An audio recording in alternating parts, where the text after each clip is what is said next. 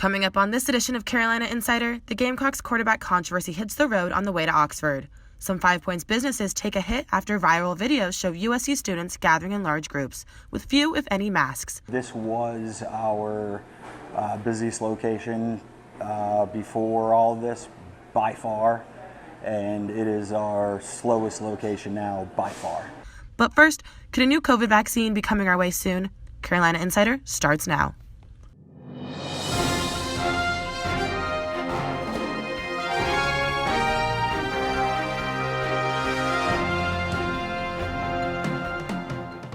Good afternoon, and welcome to this edition of Carolina Insider.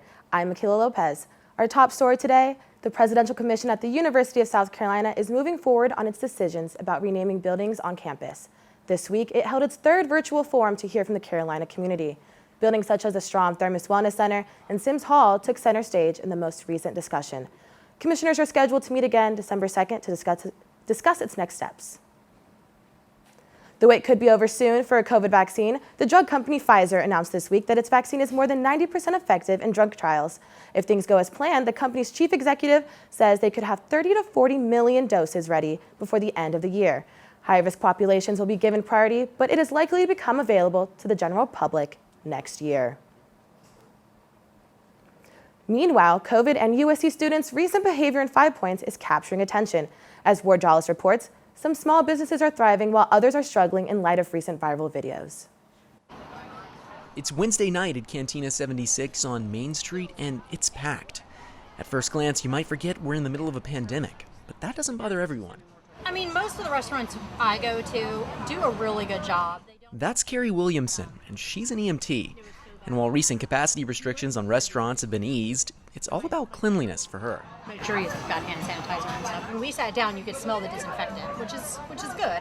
But it's not the same everywhere. Let me scoop some salsa for you. It was almost paralyzing. Village Idiot owner Brian Glenn is the owner of 3 pizza joints in Columbia. I met with him at his 5 Points location, which was eerily quiet. This was our busiest location before all of this, by far, and it is our slowest location now, by far. Glenn says this location is the slowest because of, well, its location, 5 Points. And after videos like this have gone viral on social media, people are staying away.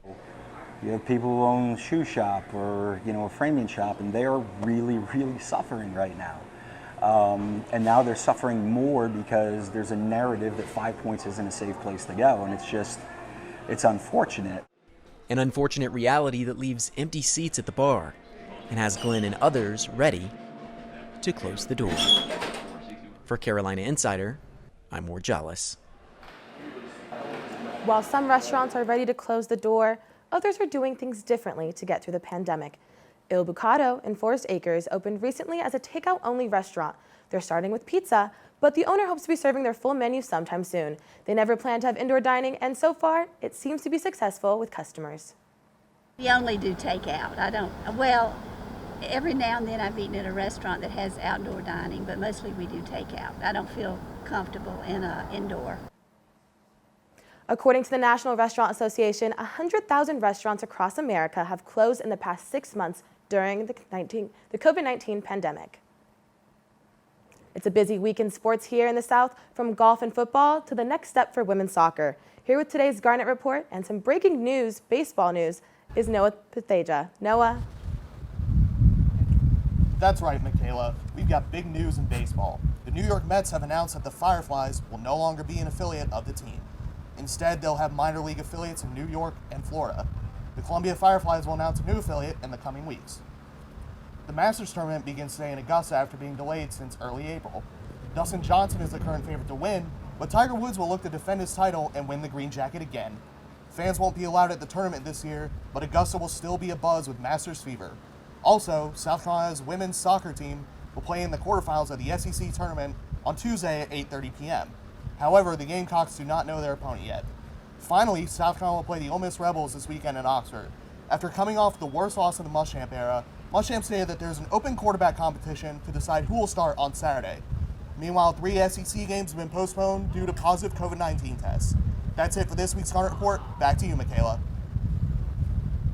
Thanks, Noah. That's it for this edition of Carolina Insider, a student production here in the Kennedy Greenhouse Studio in the School of Journalism and Mass Communications. Thank you for joining us. We'll see you here back on Friday.